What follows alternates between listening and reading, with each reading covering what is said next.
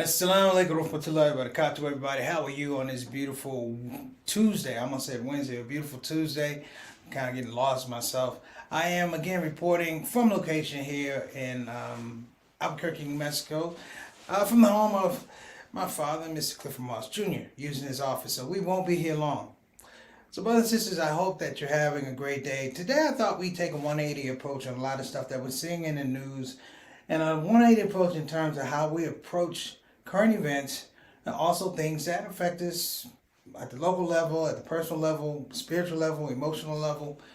And it has a lot to do with this whole idea of what is the new normal now. Going through COVID and heading into year 2 of COVID, it's interesting and it's obvious that a lot of us had answers for things that just didn't come through. When I say answers for things that didn't come through, we had plans. We made plans. We thought and we legislated and we pontificated that these things would be over, brothers and sisters. And now we have a scenario, a situation whereby we find ourselves having to not so much look the other way, but look at things differently. You know, there's a great, we live through these things, all things considered. Well, you know what? We don't know all the things. We don't know all the things. It's a saying, and we say things like, the best we could do. We don't really know what the best we could do is. Because a lot of times we are, for lack of a better word, we're reporting from our own imaginations what we can do. Clearly, and deferring to the fact that we can't control things out of our own space. So today, I thought it'd be interesting to talk about the new normal. And the new normal is we have to put a much more calculated valuation on the unexpected. Things that happen. And it's not the things that happen. These things have been happening for a while. But clearly in the last 2 years, we find ourselves in a situation whereby we can't control these things. I hate to refer to COVID as a wake-up call. It's not a wake-up call. What it was a reminder, if you will, that even our best scenarios, our best medicines, our best doctors, our best strategic people, our best point folks, our best transition specialists, still in this situation, they couldn't beat COVID. Now, there's a lot of geopolitical implications, there's financial implications, and we can talk about that. But I'm going to talk about the fact that there's been a paradigm shift. And many of us are a part of that paradigm shift. We're finding that the deal these days is not so much how well you plan, but it's more so, can you pivot? Can you make the U-turn where appropriate? Can you do a slalom where it's needed? Whereby the best laid plans are just that, they're laid plans. We say in this religion, we say Allah is the best of planners. And I think sometimes we say it haphazardly. We say Allah is the best of planners. But you know what? We plan. We plan hard. We have things like Planned Parenthood. We have guide plan. We have all kinds of plans. And we have all these strategic narratives that have been out there for years. But, brothers and sisters, there's a new normal having to do with dealing with the unexpected. The fact that at the top levels, the people who plan the most, the people who are the most strategic, politicians, military people, they found that the planning was just as good as the ability to deal with the unexpected. All right? So on the shout-out show today, we're going to jump on that today. I want to thank people for tuning in. I want to again give a big shout-out to the Moss family for providing this house, this office where I can do my show. And I also want to make sure we give a shout-out to Imam Muhammad in Columbus, who lost his life. We also had 2 fatalities up in Minnesota, Muslim brother and his daughter. You can go on Launch Good. They were murdered inside of their house. It's terrible things. And of course, we want to go ahead and send out our greetings and also our well wishes and prayers to those who are sick and shut in. We appreciate you and thank you so much for tuning in to the show. Okay, so I'm going to get ready because we have some big news as well. And it's not all gloom and gloom. It's not all of that. And I'm going to talk a little bit about how sometimes, not so much planning, but planning for the unexpected. Being in a position, if you will, or formulating understanding about the unexpected. We're going to talk about that. I'm Preacher Monster. This is the Shout Out Show. Let's go ahead and get it rolling. Satana, hit me.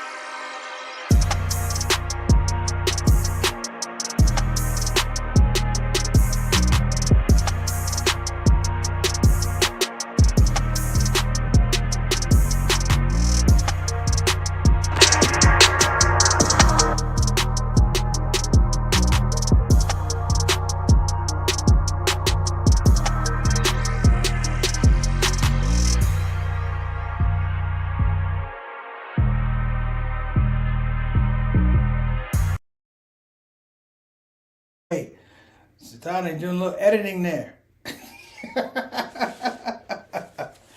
It's all right. Want to give a shout out to our newest sponsor, UsHub. Let me tell you a little bit about UsHub. UsHub has the wherewithal and they have the chutzpah and they have the organizational structure, brothers and sisters, to bring you a new streaming service that is featuring Muslim titles. Not just Muslim titles, Muslim documentaries, Muslim comedies, and even more so, guess what? Inshallah, we might even have a little collaboration with myself and UsHub in terms of doing something like we do on the Shout Out Show. And I hope that if that happens, brothers and sisters, I can count on you to meet me on the UsHub platform. We're still going to do the Shout Out Show. I can't cheat you because we love you guys like that. But that's UsHub. We're going to run, I had the other ad, so please forgive me. There was a glitch in the computer. It happens sometimes. But we're going to run those trailers. And we're going to welcome the UsHub family to the Shout Out Show.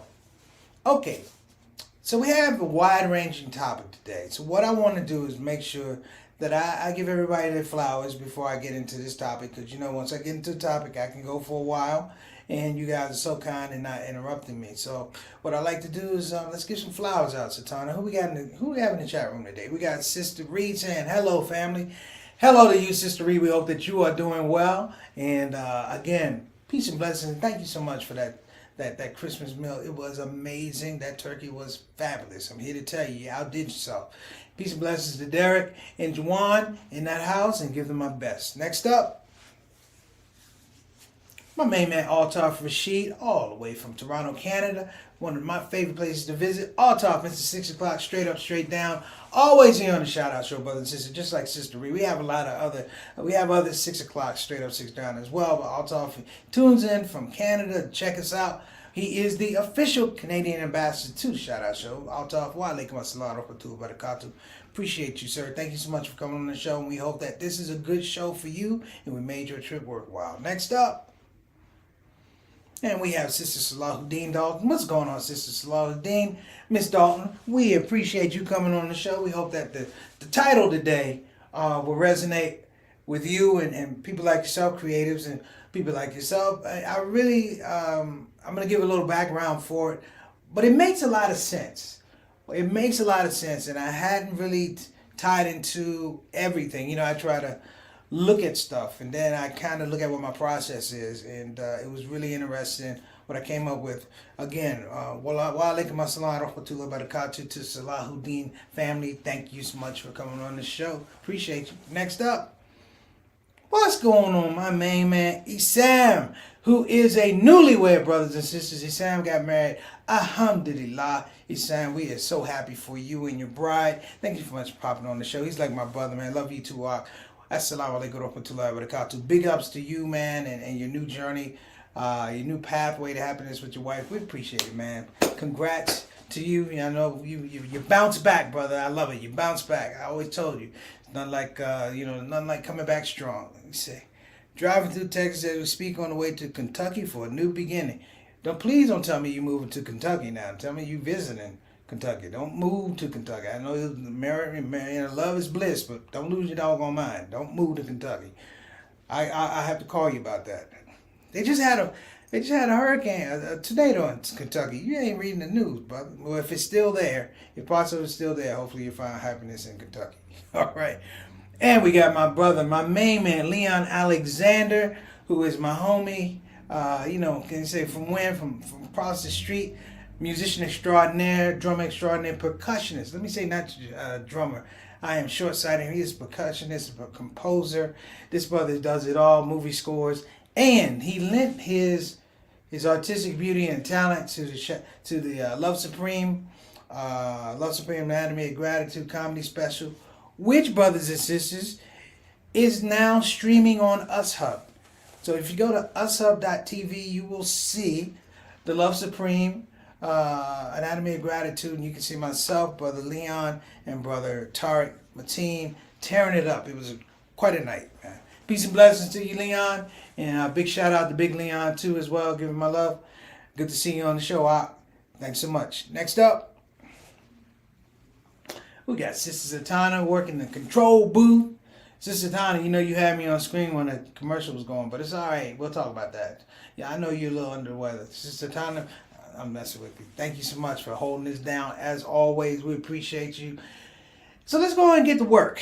Sister Zatanna, let's get to work. The new normal of things being unexpected. Here's what I'm talking about, brothers and sisters. I was beginning to talk about my process. Now, let me give you a little bit of background. I live discipline. I breathe discipline. You know, I like the whole idea of A to B to C to E to F to G. That was me for a lot of years. You know, 1, 2, 3, 4, 5, 6. That was me for a lot of years. I was a very linear guy. It had to fit the way it was supposed to fit in order. And then as you become more of a creative, if you will, things don't necessarily have to fit. You become accustomed to there being space in between things. There's synapses, if you will, in between things. And you trust that the synapses will fill in accordingly so you can make logic out of the situation. And then comes the space whereby we get into forecasting. Now, let me say something about forecasting. Here's the thing that I've learned over the years. When I would forecast, it came with the whole idea that there had to be a particular ending for the forecast. Let me say it again. There had to be a particular ending for the forecast. So the forecast kind of fell over into a prediction. Forecasting is different than a prediction. Forecasting is looking at the elements, if you will, looking at the elements, what's in a room, what's in a situation, where's the beginning, a potential middle, a potential end. Prediction is, I believe it's going to come out this way. I moved back from the prediction business and learned in some regards to place more value in the forecasting business, looking at the pieces and the components of something that have potential to be something, that have potential to be a cure, potential to be an illness, a potential of life, death, everything in between. And I looked at that became the premise of understanding and appreciating more so the unexpected. Now, why am I saying that? Because for the last couple of years, America in particular, the United States in particular, has suffered, brothers and sisters, because they have not been prepared for the unexpected. I'm not just talking about COVID. I'm talking about the last election. I'm even going back to when Obama was elected. A large portion of America was not prepared for him to be president, number one, and definitely not prepared for him to be reelected. And then we got Trump. And Trump's situation was different. Because at least with Obama, we had this idea that he had a moral compass.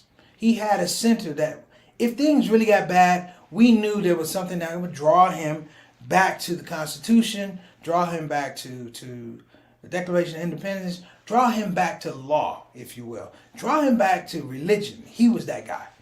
Then we got Trump, who was a deeply flawed individual. And what happened was we didn't expect for him to be president. He became president, and we've been dealing with the unexpected for this guy He's not even president now. We still deal with the unexpected nature of his actions. So where does this come from? Because in America, we always talk about this American exceptionalism. This is one of it. This is one of the things I'm really speaking of. And it's the idea that constantly, not America, but Americans have a huge draw on the idea of being right, or being able to predict that something's going to happen, or to be, in some regards, to be able to manufacture a particular response, particular result. But what has happened, I want to say in the last 18 months, is America's gotten really, really bad at it. When I say really, really bad at it, it's not it got bad at it, but the skew of the problems that we deal with, the ability to sit in a room or sit in front of people and communicate that I made a mistake, has become a huge chasm now. As we say, the scholars used to say, I'm right with a possibility of you being wrong, or you're right with a possibility of me being wrong. But there's a possibility. And that's a part of the forecasting. We talk about possibility, probability, and then you move to prediction. But we're going to pull away from that. Military school, for me, brought home a couple things. When I went to St. John's, I had to take this course for 4 years called military science. And they taught you military science, and you learned about measurements and strategies, and it is what it sounds like. They were training us to be soldiers. Obviously, I did not turn out to be a good soldier. But it was heavily built upon the collection of data and being able to successfully predict behavior. Meaning, I'm going to do A. When I do A, B will happen. And even more so, brothers and sisters, we have these things called war games, if you will. And when I say war games, I mean we have people who simulate wars. It's a big thing. The Rand Corporation in the United States, here in Virginia, and they have one out in California. They simulate things, everything from war to famine to, you see what I'm talking about. And it's okay, I guess, that people spend their time on that. But here's the thing, though. It's not so much playing with safe games. It's playing games with things that should be sacred. So when we talk about COVID, perchance, the issue with COVID, as opposed to other countries, check this out, is that they leaned on artificial intelligence with our medicine, with vaccinations. They leaned on artificial intelligence. And that artificial intelligence has been around for years. We're talking about algorithms. We're talking about formulas. We're talking about all these. They've been around for years, and they're embedded in our culture. They are 100% embedded in our culture. We have become lazy to artificial intelligence, brothers and sisters. And that new normal is not that we don't know the possibility of things. It's that we don't know the possibility of things beyond the intelligence that's given to us. Case in point, we talk about algorithms. We have the housing crash and things like that. These are prime examples of what happens when human beings and artificial intelligence get together and their plans don't work. They don't have backup plans to deal with the unexpected. Here in the United States, we'll talk about voting, we'll talk about COVID, but let me give you guys some things to think about both of them. In other countries, I figured this out. In other countries like China, the COVID numbers were down in China. I mean, they're going over to Omicron, but whose numbers aren't? But here's the thing that China had that the United States did not have. Hear me now.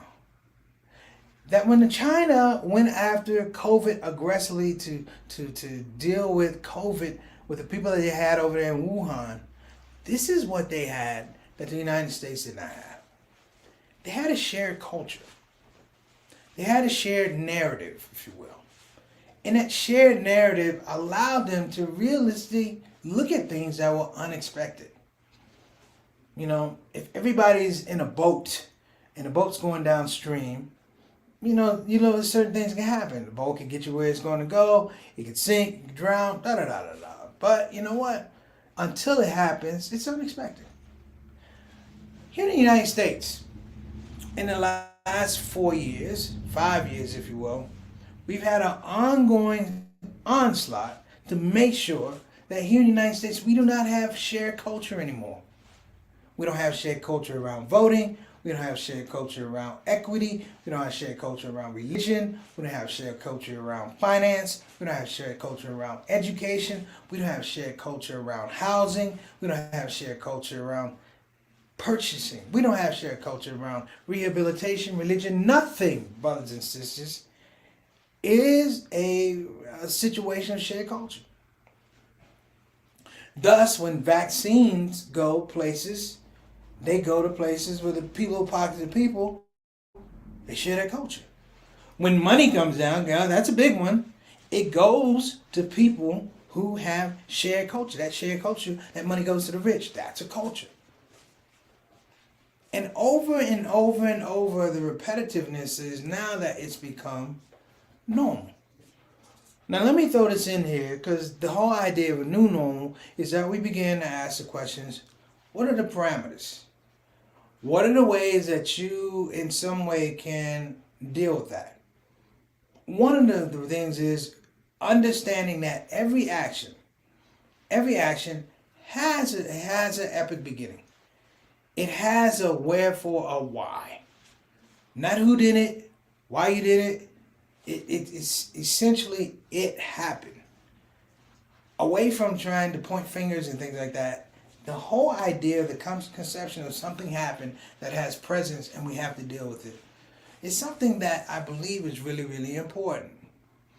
I talk about forecasting, and the reason I keep talking about forecasting, it allows me to not have as much bias as I would in terms of prediction. Like, I will look at certain things, efforts, actions, and I can say, well, I'm not saying that will happen or that won't happen, but I look at the individual agents in the situation. I try the best I can to evaluate something. So if it's a gun and a bullet, yeah, you can say somebody's going to take the gun, put the bullet in, and fire it. But then I look at the gun and I say, well, that gun has a handle. The gun is a revolver. The gun has a bullet that has to be put in this way. And you look at all the protocols to make that action possible. And in that space, you can find workability. You can find ways to say, you know what? Maybe if this happens, this won't happen. Maybe if this is said, we can per se, in some of them, change the outcome. Not predict the outcome, change the outcome.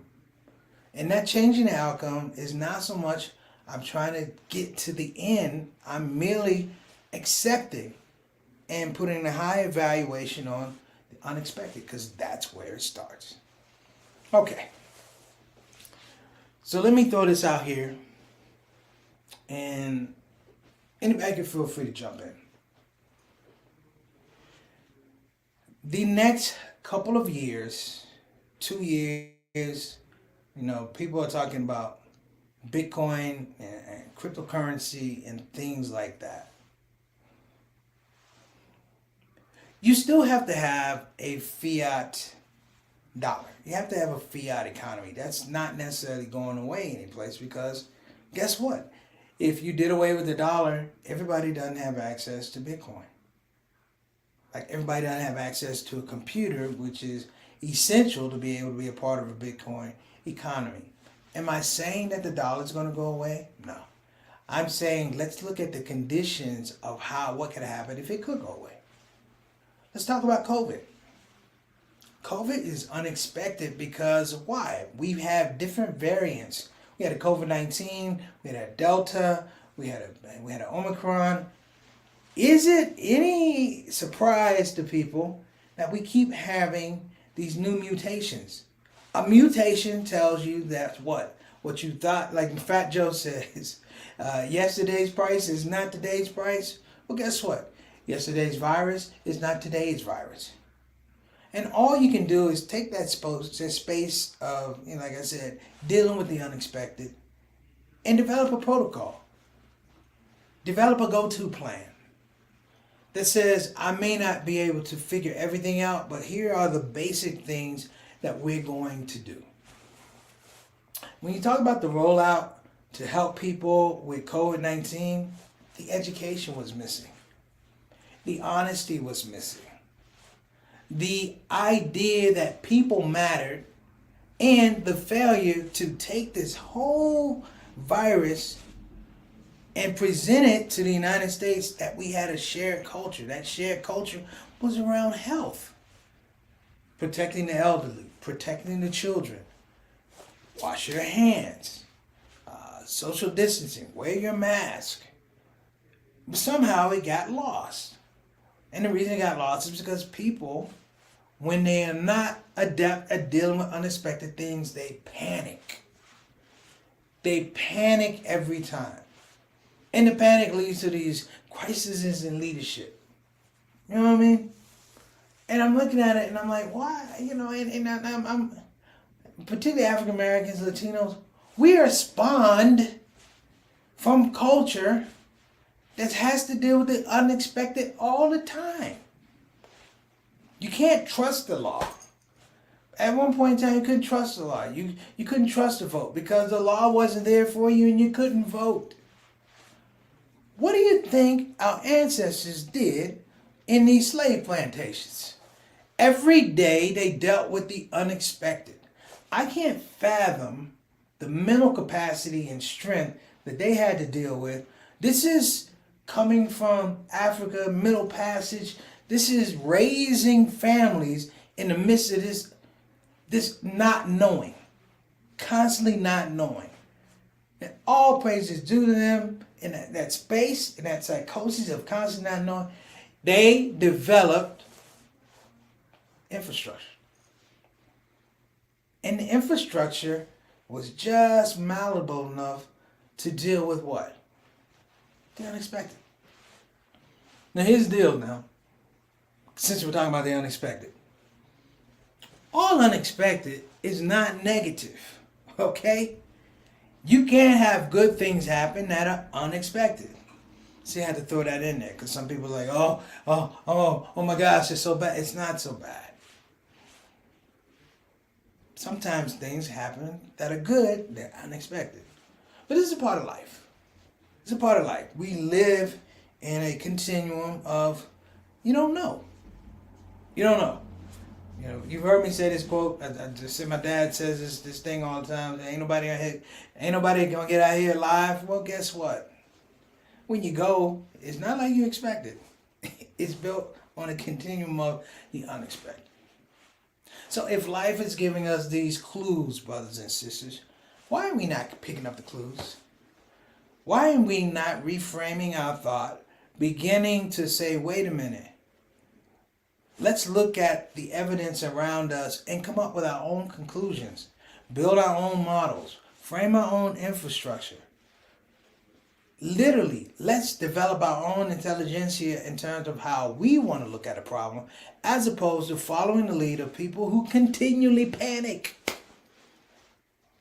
So listen, I'm going to get out of here. You guys have been great.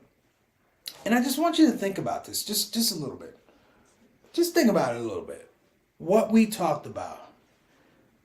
The new normal of the unexpected.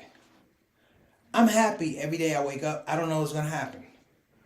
I used to be very, very anal about that. But I wake up in the morning and I start with the fact I'm happy to be living. The rest of it, I just have to experience.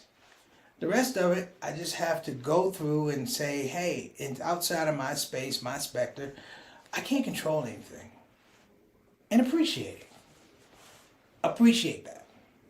Frame it as something as a bit of a mantra, a bit of an affirmation that you are still surviving despite the fact you wake up every day and things are unexpected. Sorry about that.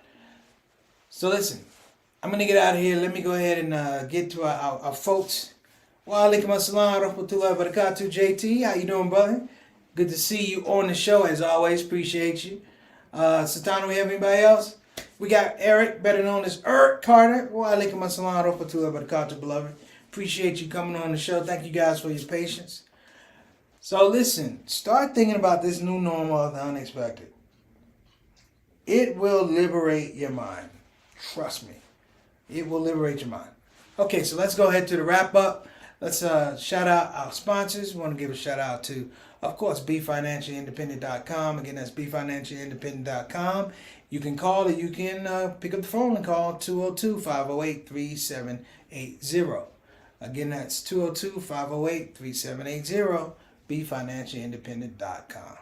If you're thinking about a quality graduate level education, brothers and sisters, you got to check out Bayan Islamic Graduate School. Again, that's Bayan Islamic Graduate School. Don't wait. Don't wait. Run, don't walk. Go to your computer and check out bayanonline.org. Again, that's bayanonline.org, offering programs in Islamic leadership, Islamic studies, Islamic education, and one of the best programs, a Master of Divinity with a focus in Muslim chaplaincy. You got to check it out. All right. Thank you so much. And we also want to give a shout out. We know our guy is busy. Shout out to Ijaz Saeed, who is the director of Convenient Urgent Care, who find themselves extremely busy right now. And I'm going to tell everybody in the city of Houston, if you are not feeling well, go get yourself a COVID test.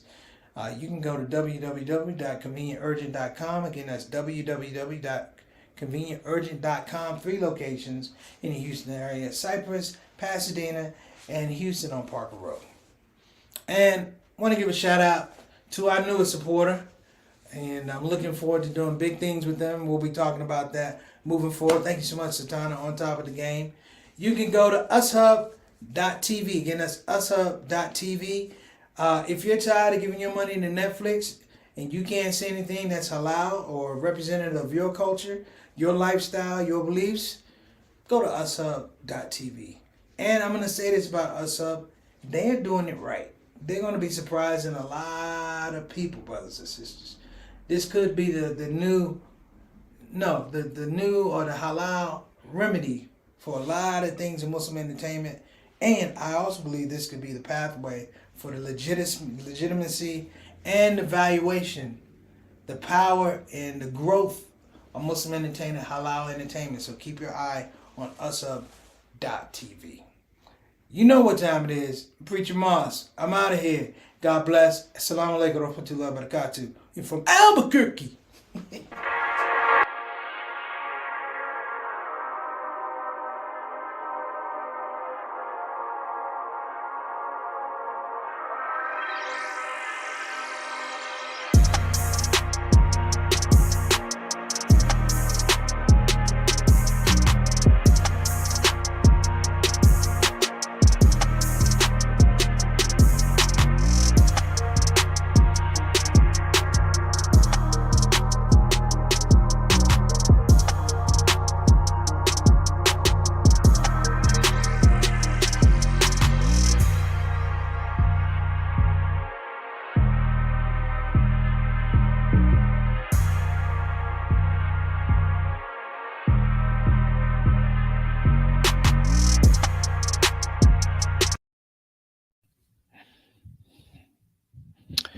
Assalamu alaikum warahmatullahi wabarakatuh.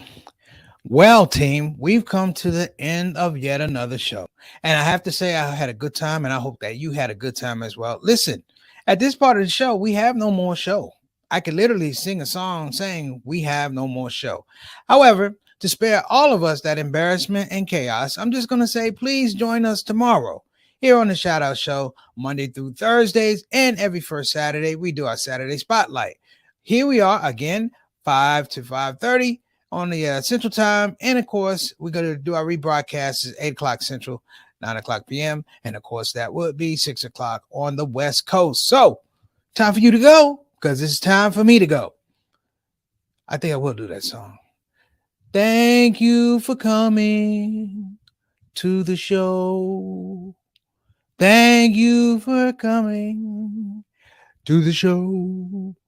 That's all the lyrics I wrote. But you get the idea. See you tomorrow. Assalamu alaikum. Shout out.